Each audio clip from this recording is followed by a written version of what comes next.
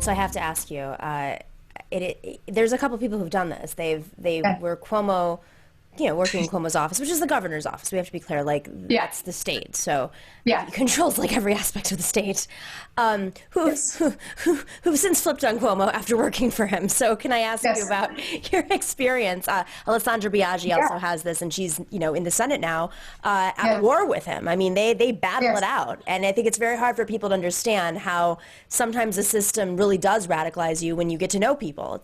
I am. After 4 years, I was probably the most senior and only senior staff member with a young kid, a mom with a young kid, at least. I would wake up at 3 a.m. on Mondays when necessary and drive up to Albany so I could put my kid to bed before the night before. And at the end, I found there's nothing that's too hard for me to do. I seek out things that are hard. But the culture where you are is a representation of what you're about. And I ended up really in the last year having a very hard time with it. And so ultimately I just didn't want to be there anymore. I mean, I do think that there was some really good work. I oversaw the state's recovery work in Puerto Rico after Hurricane Maria. A lot of the important work we did trying to diversify the state's economy, which is going to be really important now. But I hated the culture of the administration. And I knew that if I wanted to stay passionate about this world that I love so much and that feels like my calling, I had to make it up as I go. And I have a campaign manager who's a mom. I have a communications director who's a mom. Most of my staff is women. And I'm not saying it's only women, but I wanted to have a place that reflected the kind of the world and the kind of much more diversity of experiences that I wanted to see. And I'm very critical of the governor on Twitter. I'm very critical of some of the decision-making that I see now, particularly with the budget cuts and who is going to be hurt the most, which is never the people who should bear the brunt of our budget cuts, our kids' education system, all of it. And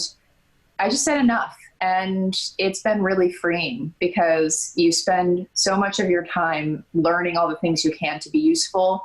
And now I think I'm at that point in my life where maybe I'm unlearning some things because I don't have to take that system just because that's how and who is in power. And I think that the era of a few strong sort of machines isn't going to cut it. It's not going to produce anything good for people, for New Yorkers, and especially for people who've been left out of power for a long time. And I just, I'm so excited for things to change. And I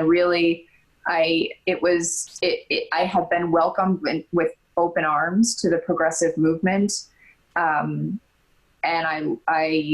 It's about responding to people's pain points and finding solutions to the real problems in real people's lives.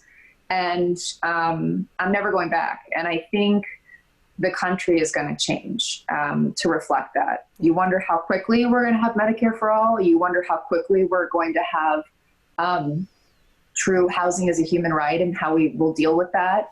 But it's going to happen. And I think that our district, especially, as you mentioned, is a progressive district, and people want the best for their neighbors and they want the best for themselves and their kids. And they're not getting it right now because it's extremely unequal.